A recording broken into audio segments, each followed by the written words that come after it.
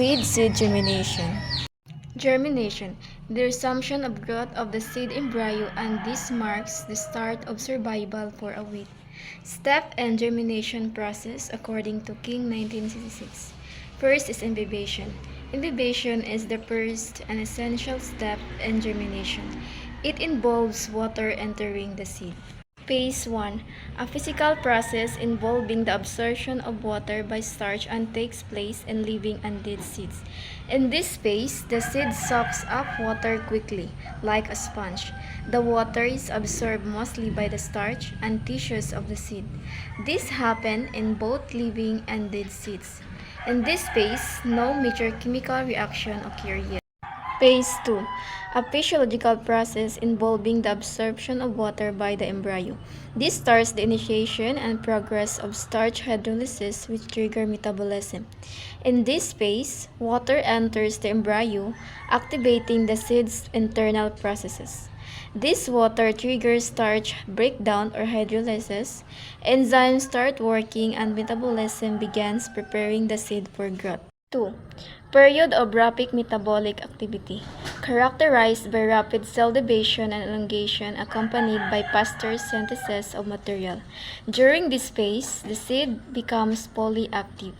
Cells inside the seed begin to divide and elongate quickly, and the seed starts producing the material it needs for growth, such as enzymes and energy.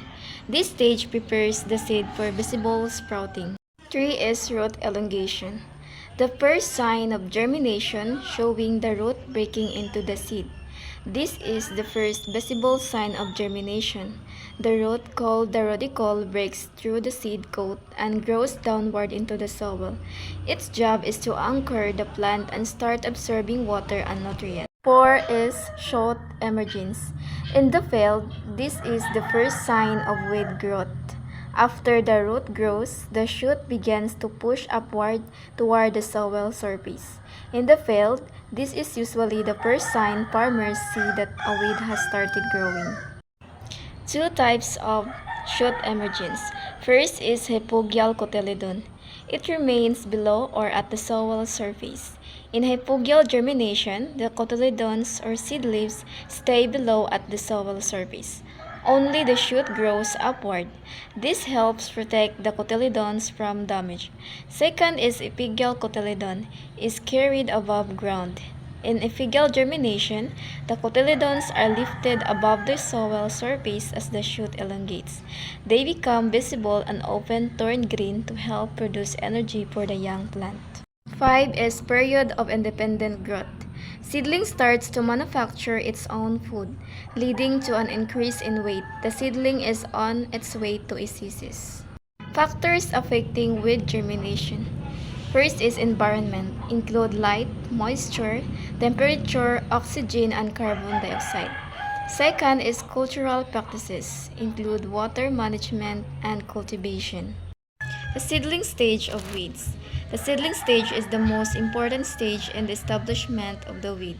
It is the most competitive and at the same time the most sensitive to environmental effects, including vulnerability to control measure.